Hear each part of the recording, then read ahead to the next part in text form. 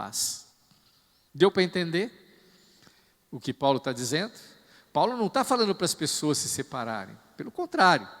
Mas se chegar num caso do não cristão não querer conviver com você, que é cristão, você está liberado para seguir a tua vida. Então ele fala isso. Não se separe. O ensino foi dirigido àqueles que tornaram crentes após o casamento. Então é aqueles irmãos que vieram para a igreja e se tornaram crentes depois do casamento. E um dos cônjuges era crente e o outro não era. Nesse caso, o consentimento em conviver com um crente ou de separar-se dele teria de ser a iniciativa do não crente. Ao crente cabia aceitar a decisão tomada pelo seu cônjuge. Isso estava acontecendo, com certeza, de forma abrupta lá na igreja de Coríntios. Porque muitas pessoas se converteram. Mas em muitas pessoas que o marido era crente, ou a mulher era crente e o cônjuge não era.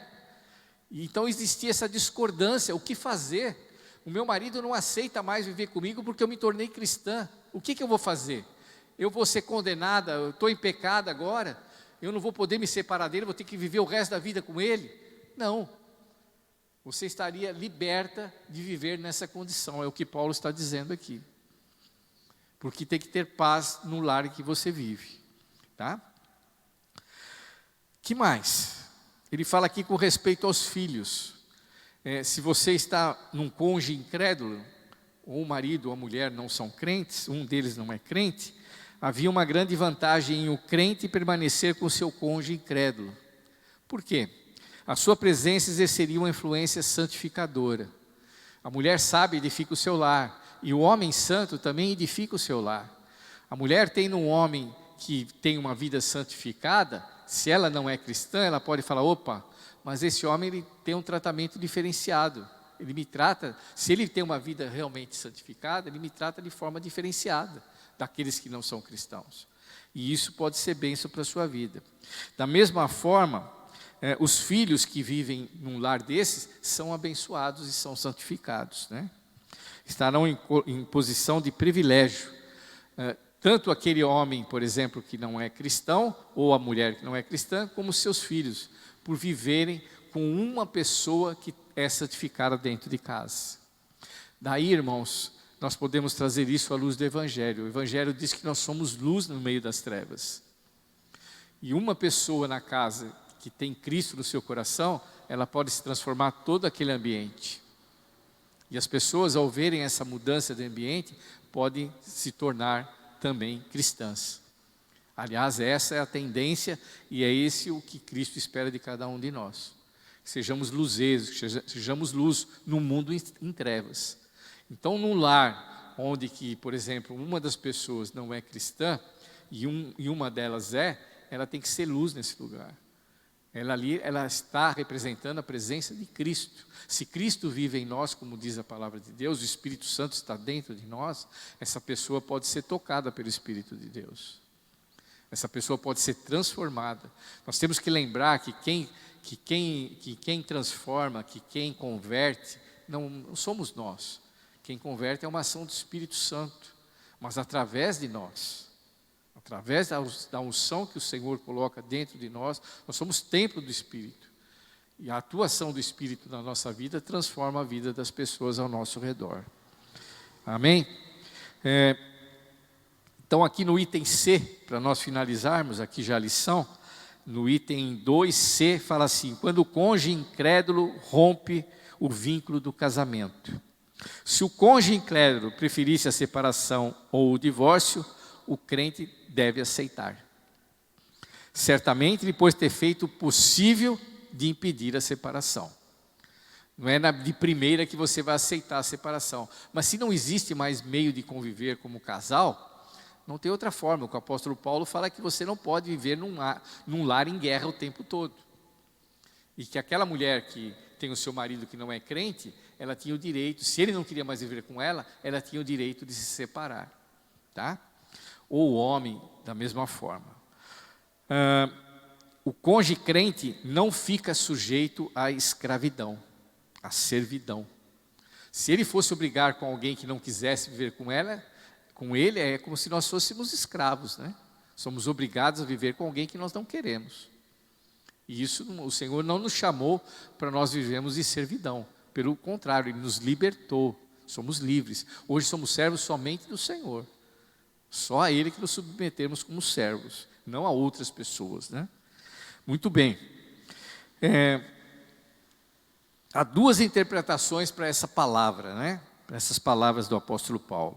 Primeira interpretação, falando sobre essa separação. Uma é que o cônjuge abandonado está livre para casar-se outra vez. São duas interpretações aqui que eu quero deixar bastante claro. A primeira delas é que vão dizer, a mulher não aceitou mais viver com ele. Esse homem então, ele é crente, ele fala, você não quer mais viver comigo? Então eu vou viver. Vou fazer vou ter um outro tipo de vida. A primeira interpretação é que esse homem estaria livre para se casar novamente. Essa é a primeira interpretação, tá? Ou a mulher se casar novamente.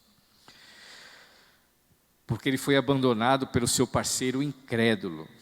E deve manter o versículo na expectativa que o incrédulo... Aqui. Essa é a primeira perspectiva.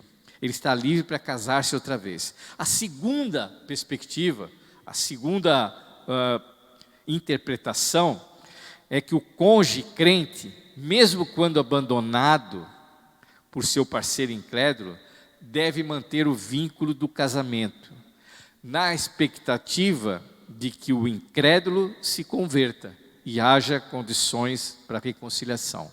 Entendam aqui então, irmãos. Uma interpretação é essa. O apóstolo Paulo falou que eu tenho que me separar, mas eu não posso me casar novamente. Eu tenho que esperar que Deus converta o coração ou daquele marido ou daquela mulher e que ele volte a viver comigo. Essa é uma outra interpretação. E que é difícil de acontecer. Sabe, convir comigo que é difícil de que isso venha a ocorrer. Os que defendem essa segunda opinião afirmam que a única situação em que a Bíblia permite o divórcio é um novo casamento, é quando uma das partes é culpada de infidelidade, segundo o ensino de Jesus, como nós já citamos aqui. Então, existem essas duas interpretações aqui dessa palavra que Paulo dá.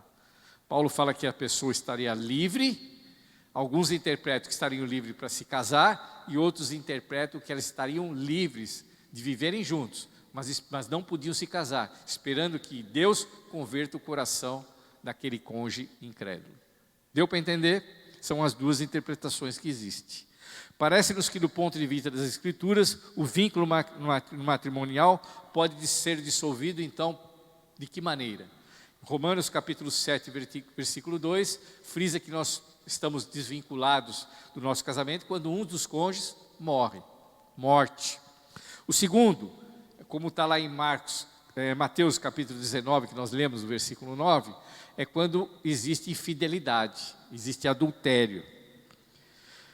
E o terceiro, quando o cônjuge incrédulo, a terceira opção do casal se divorciar, seria quando o cônjuge incrédulo concede o divórcio, né? Desfeito em um desses casos, e justifica-se o divórcio. Então o vínculo é desfeito em um desses casos. Quando o incrédulo, ele tem a iniciativa de falar, eu não quero mais viver com você que é cristã. Então você também está liberada para poder levar a sua vida livre, sem estar mais ligada a esse homem ou essa mulher. A expressão, Deus vos tem chamado à paz, está no versículo 15. Olha o que está escrito no versículo 15. No entanto, se o incrédulo decidir separar-se, que se separe. Em tais circunstâncias, nem o irmão, nem a irmã estão sujeitos à servidão. Pois Deus nos chamou, para vivermos em paz. Deus nos chamou para vivermos em paz, não em guerra. Não em guerra dentro da nossa própria casa. E ele continua no versículo 16. Portanto, como podereis saber, ó mulher, se salvarás o teu marido? Ou como sabes, ó homem, se salvarás tua mulher? Então aqui o apóstolo Paulo deixa essa interrogação para os irmãos lá. Se vocês resolverem não se casar, você vai ficar esperando o seu marido ou sua mulher se converter?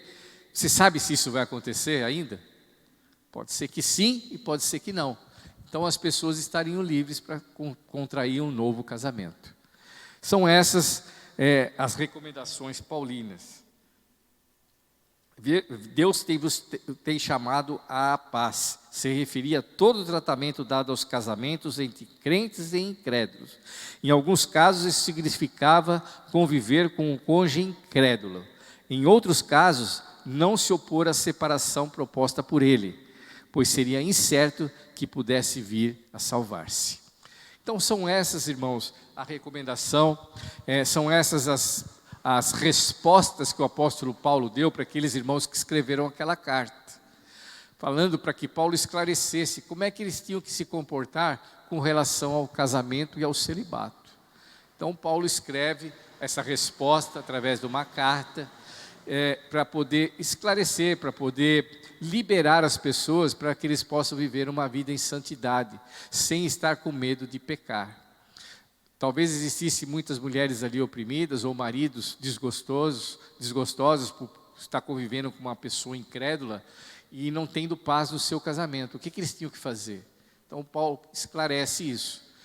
Se o incrédulo não quisesse mais viver, que fosse concedido o divórcio e a pessoa fosse viver, tentar uma segunda oportunidade com outro casamento, e assim por diante. São essas as questões. Aqui a conclusão que é apresentada na lição, está no da revista, na página 68, destacamos algumas verdades do texto que nós estudamos no dia de hoje. Primeira coisa é que Deus proíbe a poligamia. Cada um tem a sua própria esposa e cada uma o seu próprio marido. Nós vemos ainda hoje que várias religiões do mundo ainda é permitido a poligamia. E isso é contra tudo que foi designado por Deus. No Antigo Testamento, nós lembramos que Deus permitiu que os homens tivessem outras mulheres. Mas com o advento do Novo Testamento, isso foi expressamente proibido. Nós vemos que Davi teve várias mulheres, Salomão teve mais de 1000 esposas, entre concubinas e esposas, né? 300 concubinas, 300 esposas, 700 concubinas. Mas isso foi antes do Novo Testamento. Cristo deixa bem claro, de forma explícita isso. Como nós podemos ler em Mateus e Marcos, que o homem tem que ser marido de uma só mulher e a mulher esposa de um só marido. Então a poligamia é totalmente contra a vontade do Senhor. Segundo ponto, a palavra de Deus reafirma a completa mutualidade dos deveres conjugais. Isso também que fique bastante claro, que o nosso corpo não pertence mais ao marido, não pertence mais à esposa, e sim a ambos. É algo que tem que ter esse compartilhamento, né? Temos que entender isso. Você não é mais dono do seu corpo e a esposa também não é mais dona do corpo dela. Tem que haver essa concordância para que possa ter uma vida sexual ativa, lembrando que o sexo, o libido, ele foi criado pelo próprio Deus para que seja vivido na sua plenitude. Então não é pecado o relacionamento sexual entre casais, muito pelo contrário. Cristo nos proporciona essa oportunidade e deve ser vivida de forma natural e santa, né? O leito conjugal é um leito santo, então não deve ser maculado. E como é que nós maculamos o nosso lado? Quando nós temos relações fora do casamento. É unicamente com isso. Isso é expressamente proibido pela palavra do Senhor. E os irmãos ali de Corinto estavam vivendo essa situação. Por isso que escreveram e queriam um esclarecimento por parte de Paulo. O item 3, aí a resposta 3, na conclusão, é que há situações em que os casais cristãos, em comum acordo e por breve tempo, podem se abster das relações sexuais. Nós exploramos também isso na explicação. Isso pode ser feito, mas não tem que ser um tempo prolongado e tem que ser de mútuo acordo. Não é apenas decisão por um dos cônjuges, tem que ser algo acordado entre o casal.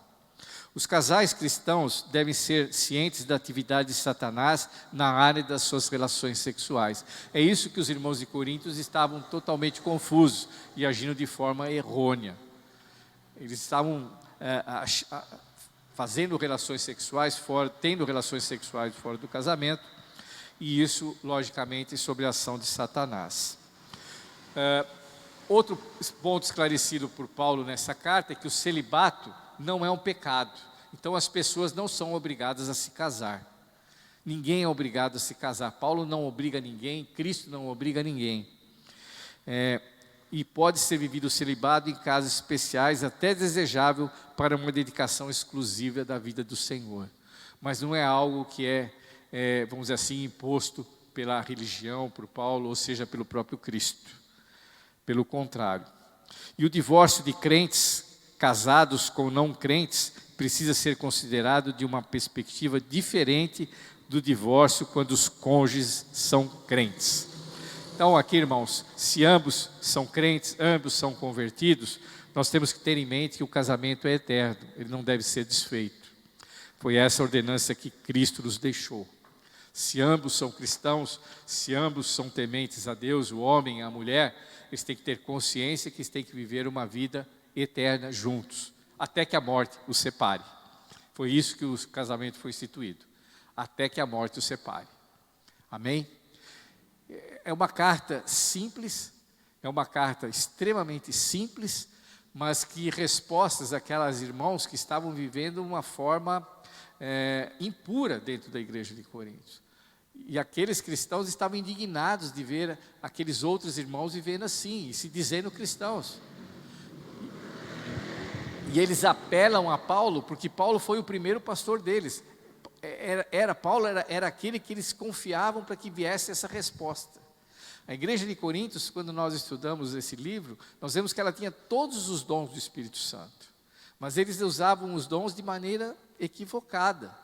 Eles ainda estavam caminhando na fé, estavam engatinhando na fé e cometiam muitos erros. Por isso Paulo os admoesta através dessas cartas.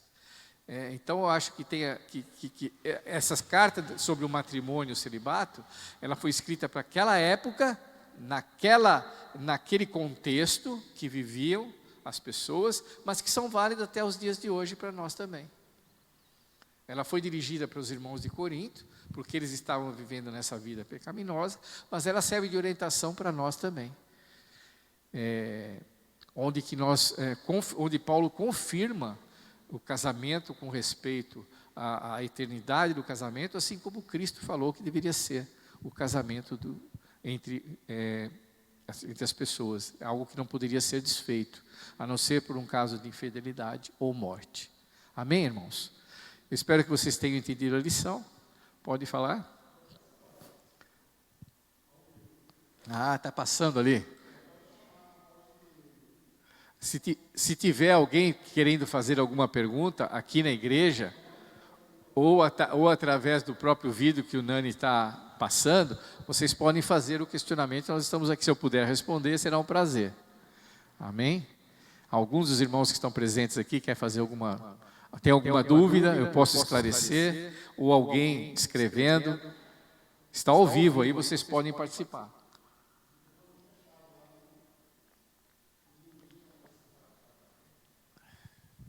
Amém? Aí quem está participando? Tem a Sheila, a Sônia, o Adriano.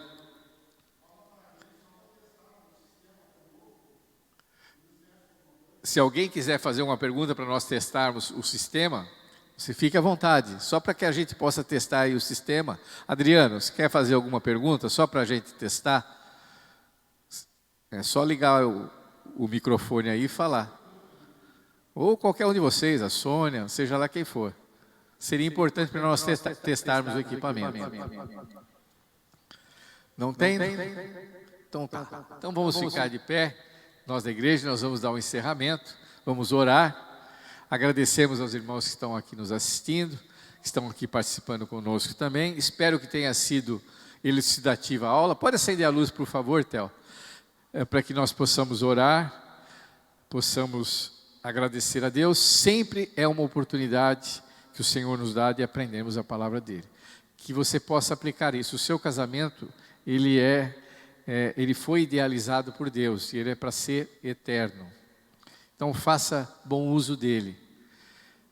Lembre-se, tudo em comum acordo.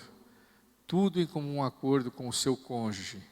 Tenha essa vida em comunhão com o seu cônjuge. Você santifica a vida da tua mulher e a tua mulher santifica a tua vida. E vocês têm tudo em comum. Vivam uma vida sexual ativa. Tenham essa alegria de um relacionamento sexual dentro do seu casamento. Isso é algo idealizado por Deus, viva isso com toda a plenitude. E se você tem a decisão de viver de forma celibatária, o faça também, se abstenha do pecado e viva dessa forma para o Senhor. Amém? Vamos orar, convido você a fechar os teus olhos. Senhor, nós te louvamos, te agradecemos, ó Deus, pela oportunidade de estudarmos a tua palavra nessa noite. Te agradecemos, ó Pai, pela tua igreja reunida, te agradecemos por cada irmão, cada irmã. Senhor, nós te pedimos, Senhor amado, que tu venhas visitar aqueles que estão enfermos da nossa comunidade, que o Senhor possa estender as tuas mãos, que o Senhor tenha misericórdia daqueles que estão passando por problemas, por lutas. Oh, Senhor, que tu possa, Senhor, responder às orações dos teus servos.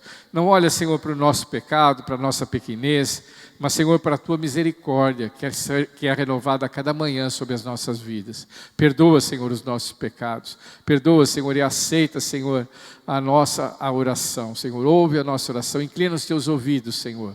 Pela tua misericórdia, Senhor, nós clamamos a ti.